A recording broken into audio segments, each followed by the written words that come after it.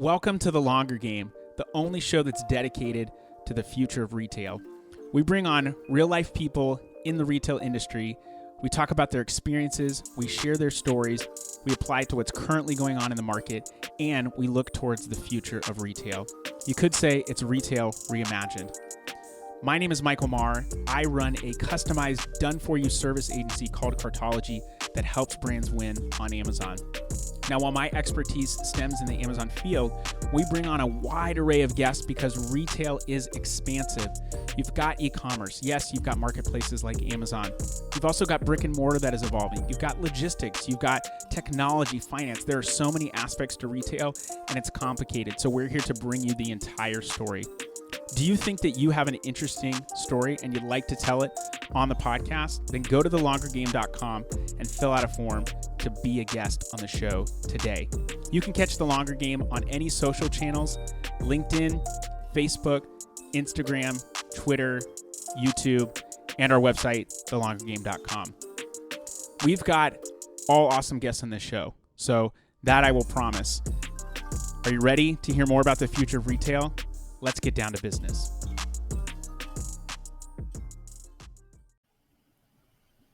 Hello, everybody, and welcome to The Longer Game, the podcast where we talk about retail and we talk about the future of retail, and we talk about it from a brand's perspective so that they can be hopefully more successful at the venture or the dream that they're pursuing. And today we actually have a brand just like that on the podcast. I have the founder and CEO, Will Nitze of IQBAR, a brain and body nutrition company that is joining me today. Welcome, Will. How are you doing, man? Thanks for having me. I'm doing well. So, brain and body nutrition company, I gave the one-liner. Why don't you share a little bit more about, what you're doing? Sure. Yeah, so I have no background in nutrition or consumer goods. I studied psychology and neuroscience and governments, so kind of a random smattering of things in college. But really, I fell in love with psychology and neuroscience in particular. So I had that background, but no background in nutrition and consumer goods. I went into the software world out of college, didn't like it, and just got obsessed with nutrition for personal reasons. I felt terrible on a daily basis. I had a terrible diet. And so I ginned up this concept of brain food. Why does brain food not exist? And again, I had that interest from my college days. But I also just personally was getting brain fog, mental fatigue, headaches, lethargy, all of it on a daily basis. And so, yeah, that's the origin story of it, and did a Kickstarter for this brain food, and then it totally evolved. I mean, we're on iteration like 500 now, and it's brain and body, and we make high protein bars with brain nutrients, but also hydration mixes, and we're moving into coffee at some point. So it's evolved a giant amount, but that was the original concept. Nutrition is something that I did a lot of reading about. So I love hearing you say that. And I've got so many more now questions for you hearing that. One of the things in my study of nutrition that I found is there's actually a lot of information that's out there that talks about nutrition. And then some of it has even been around for a long time. And that was one of the things that I didn't know before I started reading, like I believe Weston Price, who talks about how dental health can relate back to the rest of your body and health there, and how you can look at dental records to see, in people that are deceased, what kind of diseases were there. I mean, just stuff like that I don't know that the most, the common person knows. And there's so many marketing messages that were given about health. And I mean, there are people who have, dedicated books and documentaries and all this to those kinds of things. So I don't think we're necessarily going to solve that. But that was one of the things that I discovered after just doing a lot of reading. And honestly, I read a book called Good Calories, Bad Calories by Gary Taubes. One of the best books that I read. I mean, it was a long book, but he referenced a lot of material in there, and then I just went through and read all the books that he referenced in there. So I'm curious, was there anything like a pivotal book or piece of information that you looked at that really was like, huh, okay, I think I'm onto something here?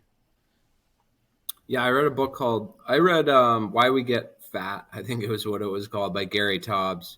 I love Gary Taubes, but the one that really did it for me was this book called Grain Brain by Dr. David Perlmutter, which basically looks at the intersection of nutrition and cognition, and which has not been studied by a lot of people. The corpus of knowledge there is just pretty thin, largely because it's longitudinal. So it's like there's just not that much data on what people ate over the course of 60 years, and then did that cause them to get Alzheimer's or Parkinson's or just garden variety cognitive decline, or not, based on what they ate, right? Because then there's also, it has to be self-reported, and so it's a hard one nut to crack data wise. But he did a pretty damn good job of making a really compelling case that the standard American diet, or really just any high carb diet, or high carb / low fat diet,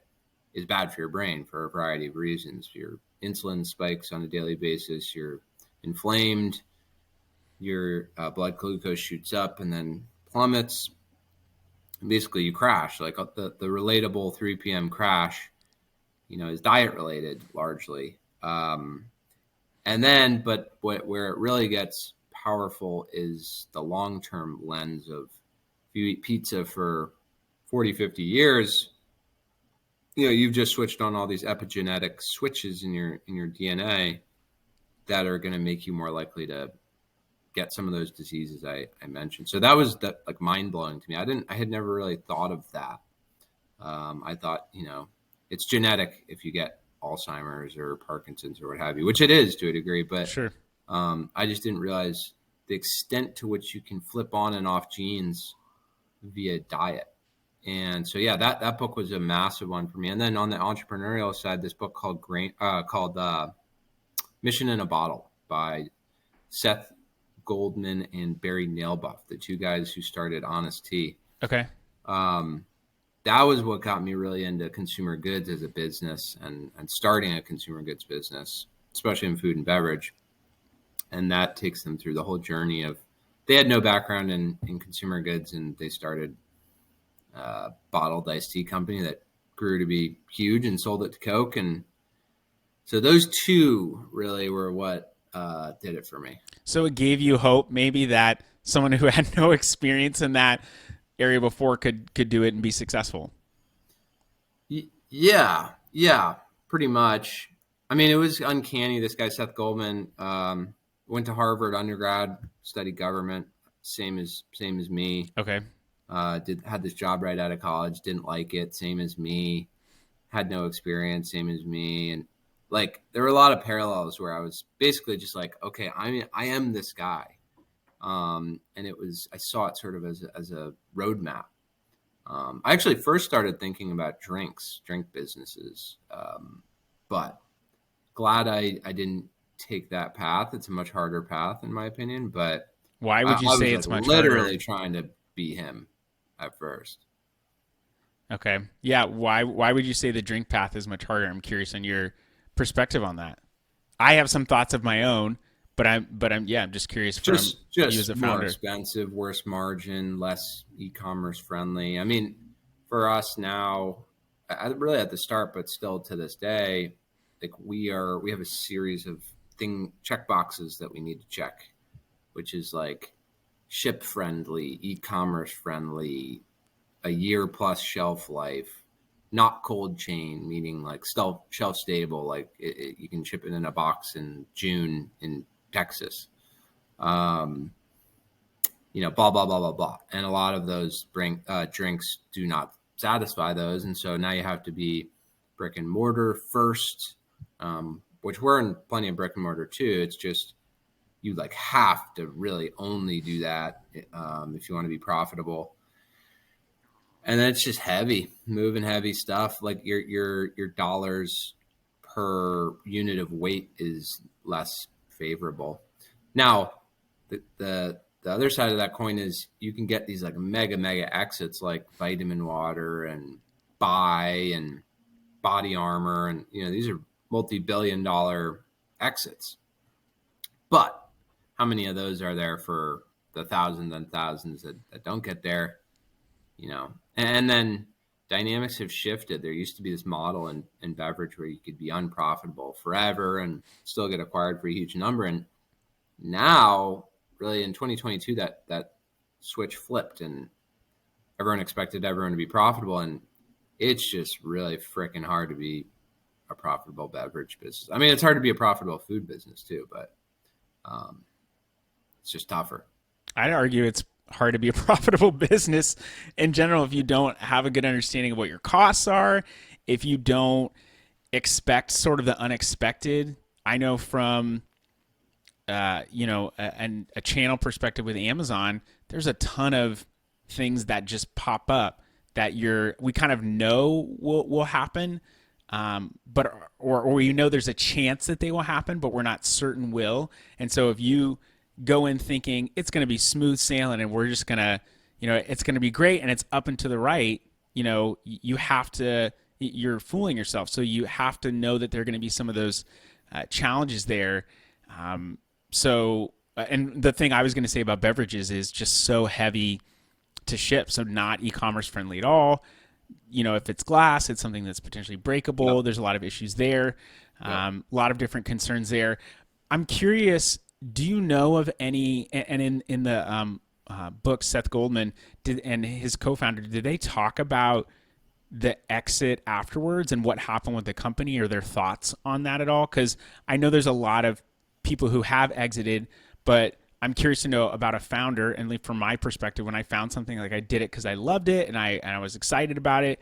And when you sell something, it may not necessarily carry over that same excitement. So I'm curious if they talked about that at all, and if they know if the business did get profitable, long term.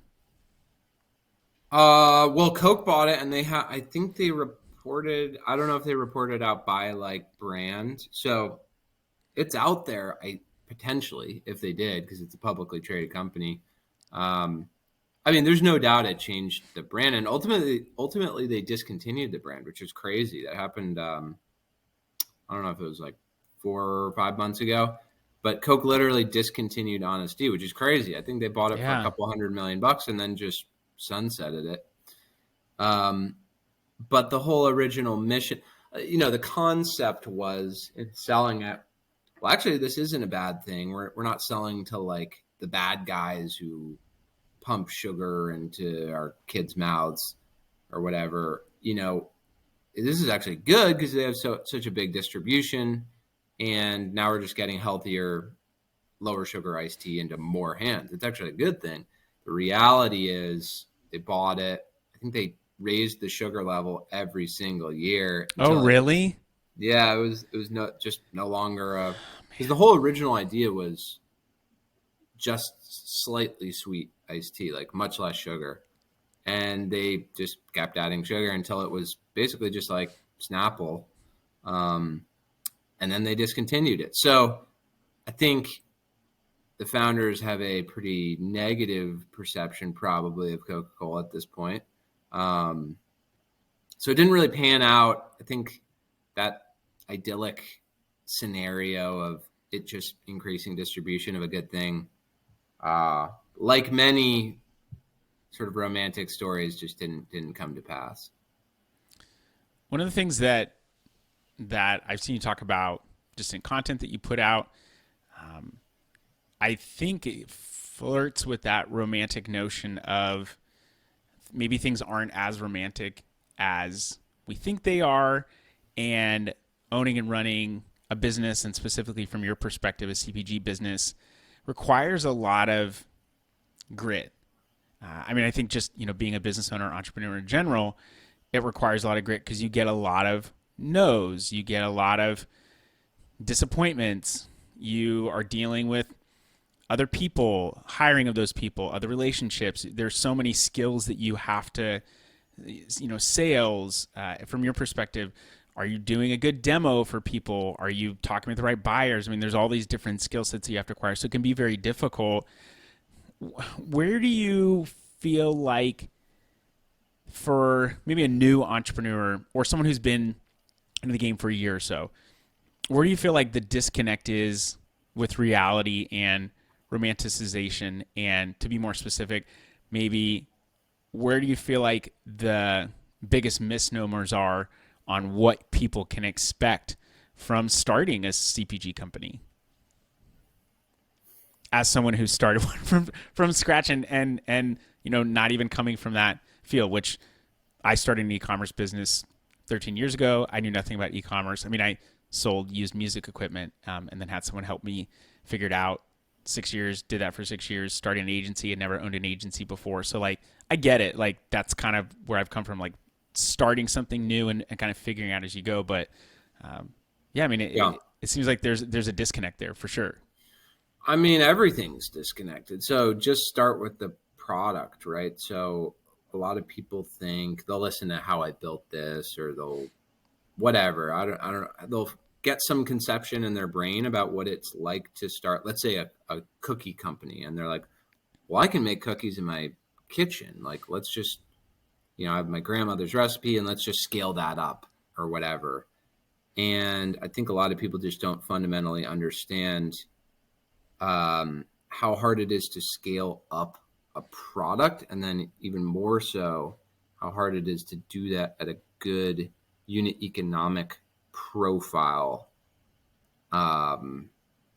with good quality control and shelf life and supply chain reliability and redundancy and all of that. Like the product itself, a lot of people will make a really, really good product, but the unit economics don't work. So you had this incredible product and then you ran out of money because it's not that impressive to make a really good product. It's not that hard to make a really good product.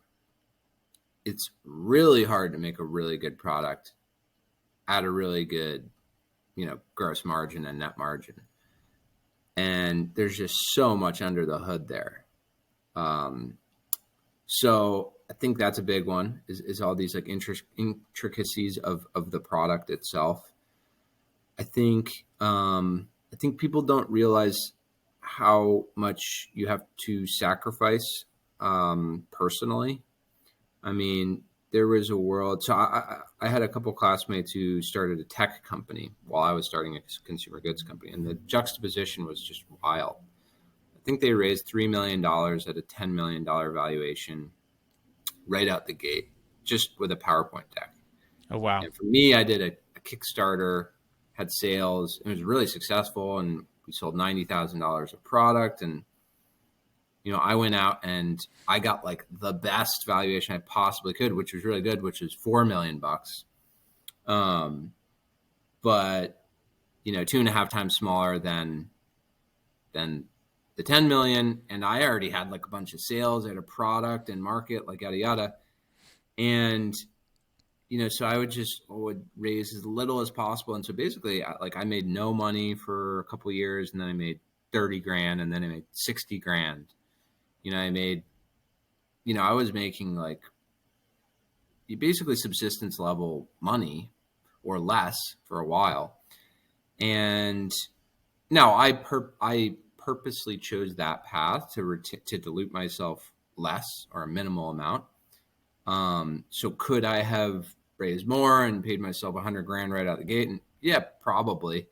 But if you're smart about it and you're working backwards from a certain end outcome, you won't do that, and you'll just suck it up. But the sucking it up is, I won't sugarcoat it, like that's not fun. So anyway, the personal, I think people often don't really fully think through all the personal implications, especially if you have a girlfriend, spouse, and really especially if you have kids and like a nuclear family. Yep. But I don't have kids, right? And I started this when I was 26, and my wife now works in the business. So that was actually kind of a game changer, because we kind of streamlined personal and professional, which can be a disaster, but has been great for us. And then just, oh man, I could go on and on, like You've getting got the floor, man, so go for it. getting product into it's all a black box, I think, in terms of go to market, like how you sell, where you sell, what strategies will help you sell more.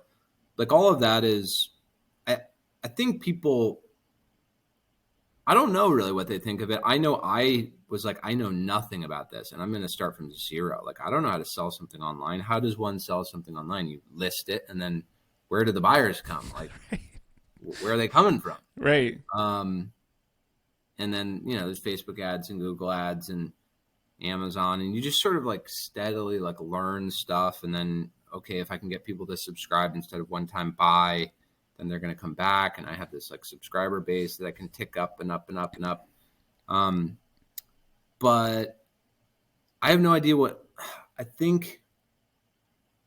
I don't know. I don't know if people think it's harder to scale than it is or not or not, because I went in just knowing like, I don't know what this is going to take, which I'm glad I did, because it's that classic thing of if you knew how hard it would be, would you do it again? I've And the heard so answer, many people say that, and they're yeah, like, the I don't answer is think I probably would. no. Yeah. Probably no. But I'm glad I did now that I'm on the other side. So it's all the last thing I'll say is the people aspect is maybe the hardest part. By that I mean, and like finding people to give you money, um, keeping those people happy, finding people to join your mission, join your team. Right at first, you have no money. You can't really pay them much.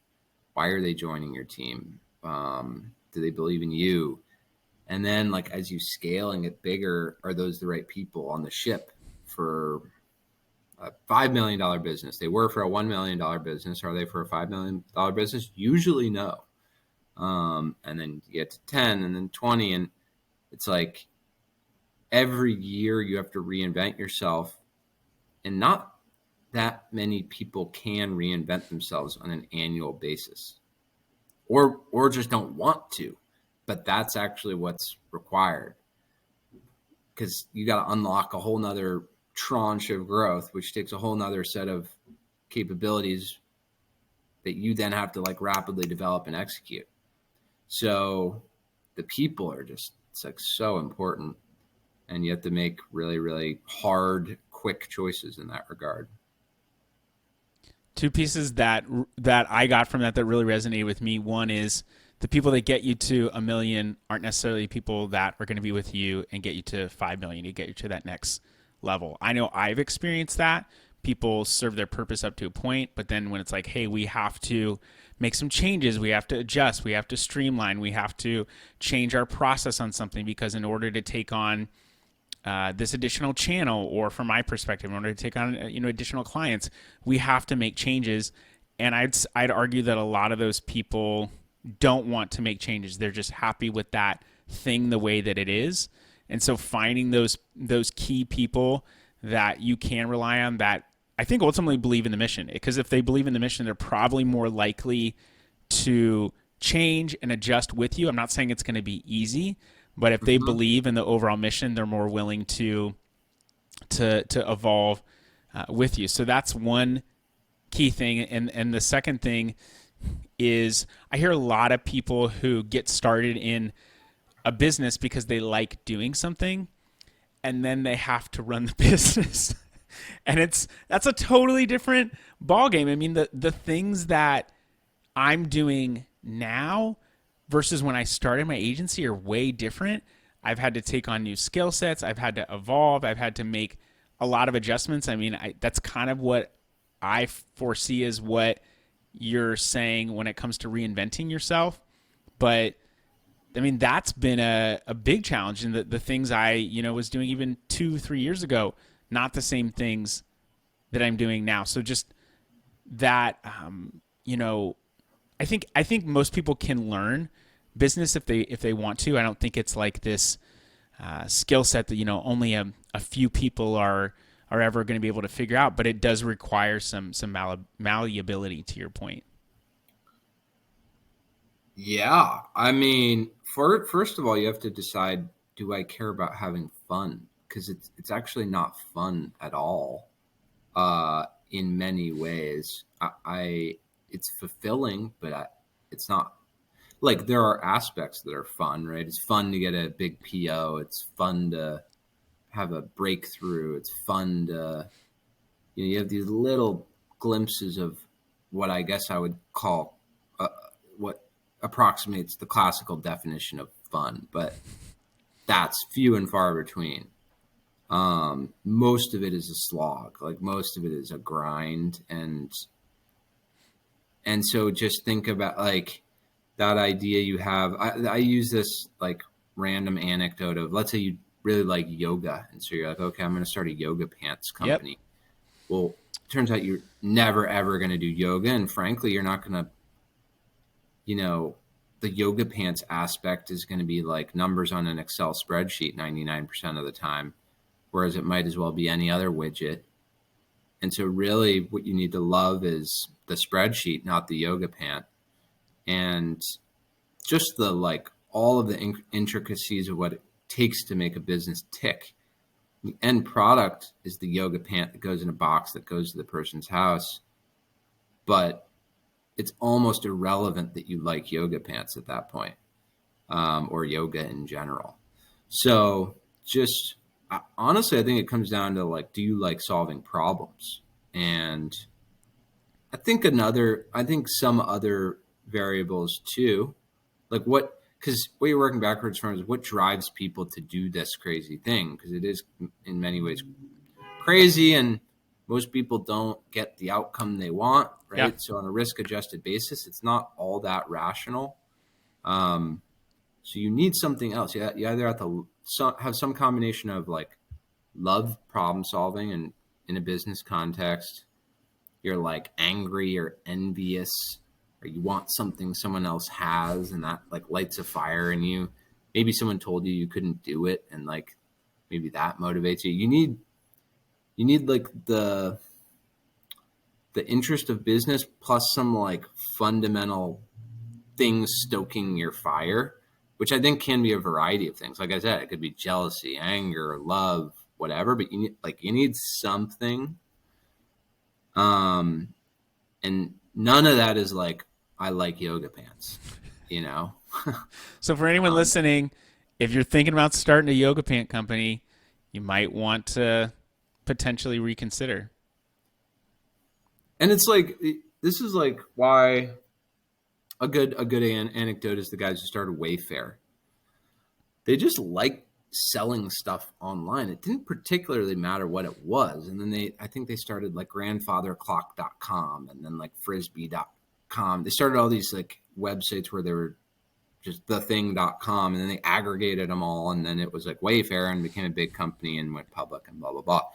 They weren't like, we love grandfather clocks.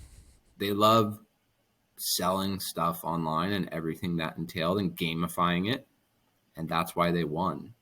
Um, so you're right. Pretty quickly, you get out from under the original concept of, I love cookies, or I love bars, or I love whatever. I mean, if you're going to get to a certain point, you could keep it very intentionally small, local, maybe even, and serve your community, and you could still be really close to that. I'd say you'd probably have to either care a lot about what the end product still looks like, or have people in your camp that care about that. So do you have the right people that, if you're focused on what's the next product that we're going to create, what is the next channel we're going to go into, how do we reinvent the brand, if that's where your focus is, you need to have people on your team that care enough about it, maybe as you originally did, or honestly care about it even more. Like in my business, when I've brought the right people on, I've had people who've gotten way better results than I ever did in their specific role. But I think that's part of what helps me to be successful, is bring on someone who really knows this thing really well, has capability to grow, but can they better, because my thing is solving a problem, like you said. I couldn't agree with that more. Are you willing to say, hey, we've got this problem, we need to solve it. Okay, we have this other problem, we need to solve it. And being okay at fixing those things, but having someone backfill you that's even better at what you did, that's part of, I think, how you become successful and how you not only grow, but have something that can be successful long term. And finding that person is very hard. Sometimes I believe that, I guess you could say everything happens for a reason. I would say more specifically that I believe that everything in your life can be used for a purpose. I believe that God can use something in your life, even if it's something really terrible, it can be used for something purposeful. But if you certainly wanted everything to just seem inane, I think it could seem that way as well. But sometimes there's these, like you said something really intriguing about someone gets an idea about how I started a company. And so they're just like, okay, these are the things I need to do. These are the 5 things. But in reality, it's going to be there are some basic things like unit economics that have to make sense. But there's a lot of other different variables that are probably not going to be ideal. And so some of the maybe not best interviews that I've done with people have been some of the most successful people that have come on and work for me and work with me and have been really successful and driven great results for clients. But I remember someone who I interviewed in the middle of the pandemic. She was overseas. Things were going really poorly and ended up hiring 2 people before her. They didn't work out, came back. I knew she knew what she was talking about, but ended up hiring her. She's second in command right now. And she just crushed it. But her interview was not the best interview. If someone were giving a class on interviews, you wouldn't say, do what this person did. But she ended up being one of the best hires I've ever had in my life. So I don't think you can. Yeah, interviews are useless. It's really difficult to determine because everyone will say, I can do this thing. But then you put them into something.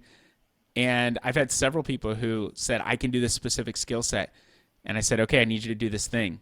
And they go and do it. And I see the result and I say, what happened here? I asked for this and you gave me this. Oh, well, and then there's, some kind of variable. So sometimes it's like testing someone. Did this work? Did it not work? Okay, if you, most people in my organization, they work out within the first 90 days. And it's pretty clear within that first 90 days if they're going to work out long term or not. But you have to, there's a level of risk in bringing those people on. Even if they've got the best pedigree, if they're an asshole, then they probably not a good fit. At least it wouldn't be a good fit for me long term in the company. Yeah, it's interesting. The asshole thing is interesting. I've never actually worked with an asshole. I've worked with people who are more competent or less competent.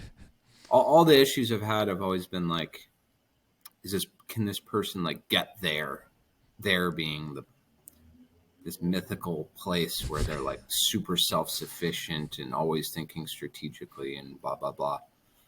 It's never been oh, this person's an asshole, but really good. How do I weigh A versus B? Although that seems to be a common thing. I can't say that I have either. At least in my organization, it's mostly been, like you said, different levels of competency, but also different levels of how malleable is this person, like that woman who's second in command. Her name's Oana. I don't know if she knows she'll be on the podcast now, but she will be. But she has, she's just a trooper. I'm like, hey, we need to take on this new thing. Great. I'm gonna go figure it out. Hey, I can't, she comes back, I need help with this, and I help her. And there's some times where it's like, man, this is really hard. And I'm like, I think one of the best things that I've done in a leadership role is just validate that. Yeah, it's difficult. I'll figure it out is the best thing someone could ever say, ever. Almost very few people say that. That's there are these little cues of is this person going to work in a startup context? If they say things I'll figure it out, then the odds are much better that they will work out. What's the thing people shouldn't say? That should be a sign just I'll do my best. You're saying what shouldn't they say? What's the opposite of I'll figure it out? The opposite would be so how do you handle, that's not entirely true because you have to get onboarded and figure out how stuff works. But basically just if someone is always asking like, well, what do you think about this? What do you think about this? What do you think about this? Versus coming in with a point of view and an opinion and then saying, what do you think about this? In other words, are they creating work for you or reducing work for you? So if they show up with a point of view, probably you're going to agree with their point of view, because that means they thought it through. They did, their homework, and they put together an informed position, and it's probably right, because that's their job and that's their, part of the company and core competency, blah, blah, blah. And then you say, yeah, that sounds right. Cool. And the meeting lasts 2 minutes. If they come to you and they say, what do you think about this? Well, now the meeting is going to last 45 minutes, because you're going to debate a bunch of stuff and then reach consensus. And it's not to say that your debate and discussion doesn't have a place, but it has a specific place, and it shouldn't be the norm. Like, most people should be, this is just my opinion, like, you want self-sufficient lieutenants, not like a kumbaya style, ultra collaborative process, because there's just not enough time in the day. It takes a lot of time from everyone's plate to say, I'm going to contribute, I'm going to contribute, and I'm going to contribute. Like, if I put someone in charge, I'm like, I trust your judgment. Go out and do the things you need to do. If we need to make adjustments, we can. But like, here is your responsibilities. Go and do those things. And sometimes they give people too much leeway. I trust that they're going to do everything they said they would do, because that's why I put them in that position. And if they don't, then there's reckoning. But like, the people that go and take that and then run with it, like, those are some of the best people, I think. Yeah. It's weird. I feel like I have a lot of opinions that are like very contrary to standard opinions, which is like, a standard opinion would be like, have a really good onboarding process or whatever, a really regimented, like, first you do this, and now we have this slide deck on, here's how our company works, and here's our and I think that does have a place, like when you go work for a medium-sized or a bigger company. But like, we're so small. I mean, we're only 6 people, pretty big revenue-wise, but small headcount-wise. And it's, for better or worse, like, our setup is someone gets hired and they just have to start figuring it out. It's like they work for someone, like, they get the rundown, like, here's the setup, here's what we need to do, here's where stuff is. Like, let's do it. And it's, so much of it is self-education versus guided education, which you could argue, which a lot of people would say, well, that's a really crappy onboarding process. I mean, I guess you're entitled to your opinion, yeah. But it's like, it's going to self-select for self-sufficient people, and it's going to like put them through the ringer a little bit, and it's going to give them, it's going to elucidate the fact that this is just the way a startup is most of the time anyway. You're not going to appear buttoned up when there's a lot of stuff that still kind of has to be like out. Why have a really good onboarding process and then it's chaos? It's like, might as well just start with chaos. Start with chaos. Just get right into it, man. So I don't know, but again, I was saying earlier, like, the people part is the hardest part. It really is. Like, how many people want to do that? Most people don't want to do that. But it is, for me, beats the hell out of, a desk job and working for a bigger company. But yeah, I've seen both sides of the coin too. So I'm glad I saw that first side of the coin, and I'm like, okay, this is what it's like to have a boss and 2 bosses and meetings all the time and making PowerPoint decks for internal meetings, and like, that's what that's like. And now I see the other side. I'm like, I much prefer this side, and I think a lot of people do too. I do, and I can tell you that I don't think we should ever expect life to be easy. I think there's going to be a lot of difficult, tough stuff that gets thrown at us. Some of us are going to deal with different types of things.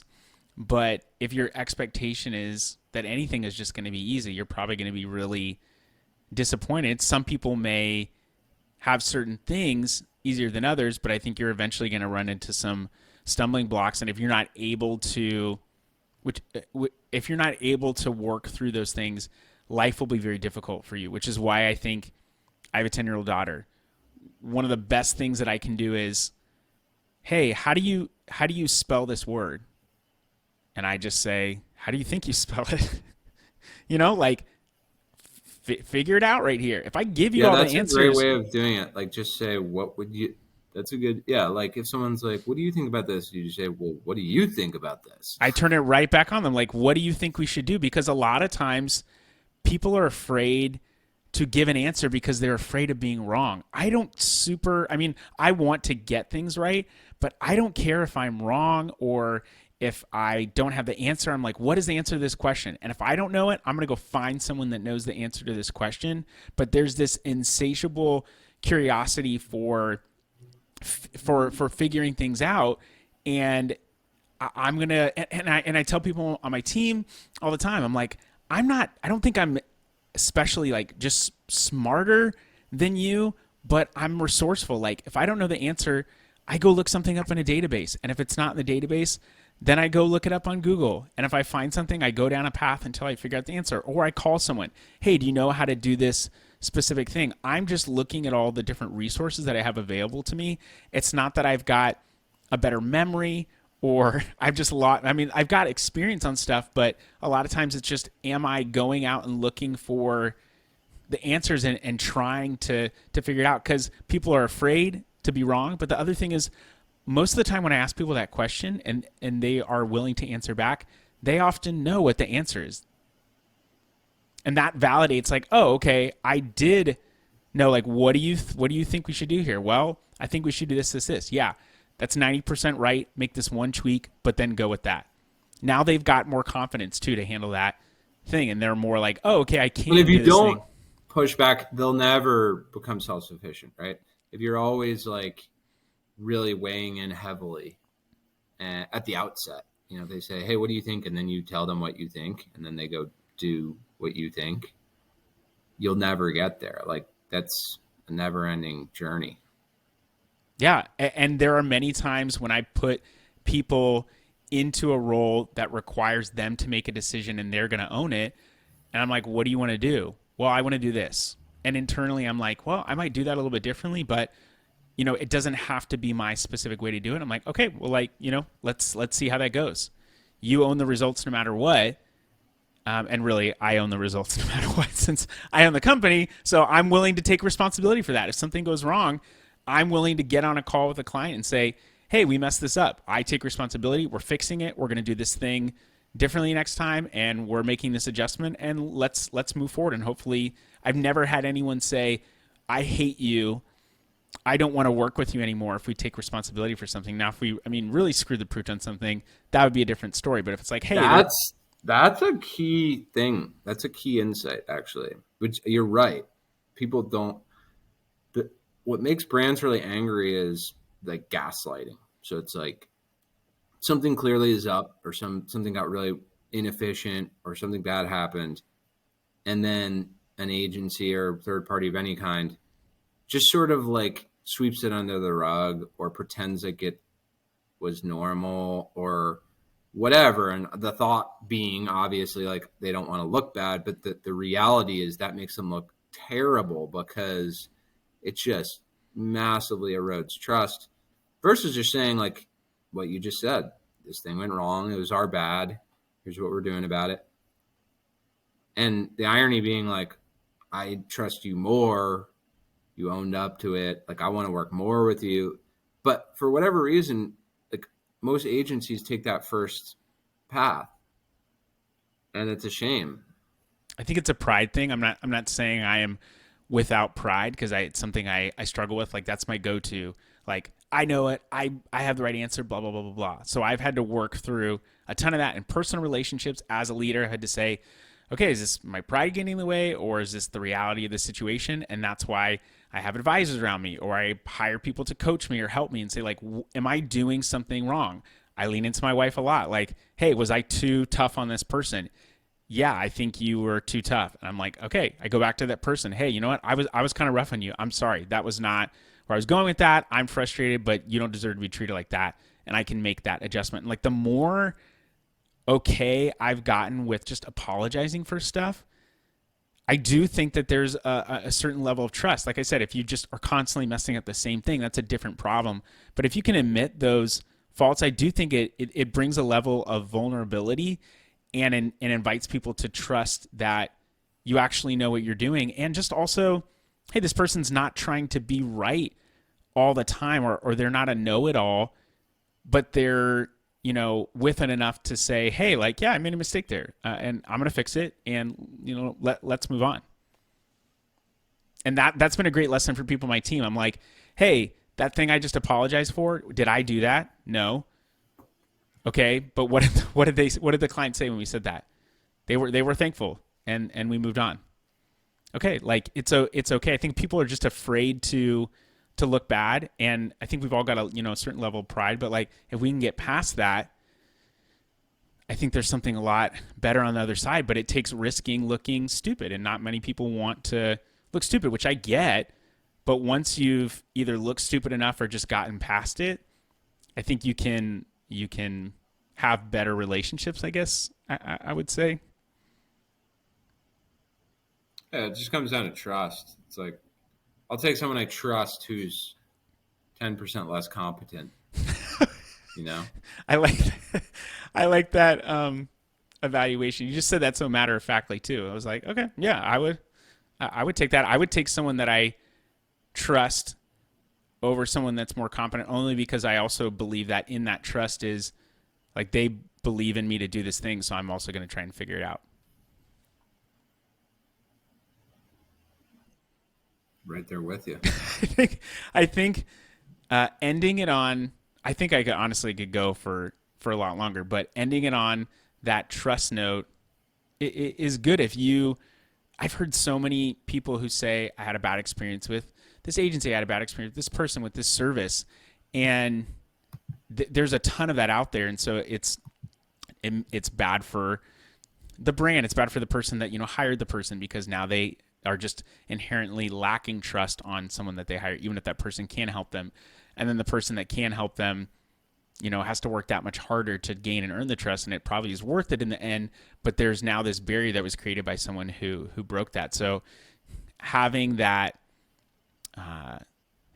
trust there is, it's I guess an equalizer, but maybe not an equalizer, but the trust factor is big. And I think if we could be more open about where we're at, there probably would be more trust in a lot of those relationships. And I'd say even personally too, if I don't try and have it figure it all out as a husband or as a dad, or like I get mad at my daughter and I'm like, hey, you know what? I shouldn't have yelled. I'm sorry. Hopefully that helps her to see that I'm not perfect, and I'm not, just dad that says just do this stuff. Like I want her to have some insight into what being a real adult is like, instead of just have it figured out, button up, and the reality is they get in that role and they're a parent and they're like, whoa, this is way different than I thought it would be. I'll when I have a kid, I'll tell you if I have the same experience. Okay. I'll be waiting. So, Will, thanks for joining me today. We got really deep, which I feel like we have a tendency to do. But I think just everything kind of comes back to those core concepts of trust, pride, all that stuff, human-to-human interaction. And hopefully people have, especially brands, have gleaned something from your experience. And I think there's probably a lot more there. But if people do want to find more about you and what you're doing, where would they look? Like just in the shower, because you do a lot of thinking there. I mean, that may be kind of an invasion of privacy, but yeah, where could people find you if they want to know more about what you're up to? Shower thoughts, you can follow me on LinkedIn. And yeah, eatiqbar.com is our website. At eatiqbar is our social handle on everything. On Amazon, you can find us in stores. We have a store locator on our website. But yeah, if you want my shower thoughts, tune in on Mondays on LinkedIn. And I think that's all the plugs I got. I can say that I've enjoyed the shower thoughts. I can't say that I'm thinking more in the shower, but it's insightful stuff, and I think it's things that people are already thinking too. So it helps open that black box of being a business owner, being an entrepreneur, starting a CPG company. So I'm sure I know people are appreciative of that, and all your social handles and website and that stuff will be in like show notes description, so people can reach out to you and find out more about what you're doing at IQBAR. But to everyone out there, retail's tricky and people are tricky, and so I would just say don't take someone else's story as an exact overlay of what yours will be. And hopefully, if you're an entrepreneur out there and you're a problem solver, you've got a little bit more hope to keep solving some of those problems. But that's the end of the show. That's it. We don't have anything else. So get out of here. Thanks for having me. Bye. All right. That was the show. What did you think? That was the longer game. We would love for you to share the show with other people and to leave us a review of the show. So go to iTunes, go to Spotify, you can go to YouTube, comment, leave a review, and share this on any social channels that you are active on and wherever you have influence. We want to share this story and stories like it to as many people as possible. Do you have a compelling story and do you want to come on the podcast and talk about it, and you're in the retail industry? Then go to thelongergame.com, fill out a form, and we will contact you about coming on the show. You can find us on any social channels, Instagram, LinkedIn, Facebook, Twitter, and you can go to our website, thelongergame.com, to actually read all of these episodes in blog form in text, because we know not everyone's going to listen. This podcast is brought to you by my agency, Cartology. We are a customized, done-for-you service agency that helps brands win on Amazon. It is super complex selling on the Amazon Marketplace. We help simplify that for you. This podcast is also brought to you by Podcastify Me. They are a full-service podcast production company that designs podcasts around people who are paid for their advice. That is coaches. If you want someone to help create, strategize, and distribute your podcast to the masses, go to podcastify.me to find out more. I've so enjoyed that you've been a part of the conversation and that you've given of your time to hear these people's stories. We'd love for you to share. If you want to find out more, just go to thelongergame.com. Hope you have a great rest of your day. Stay blessed. And until next time, cheers.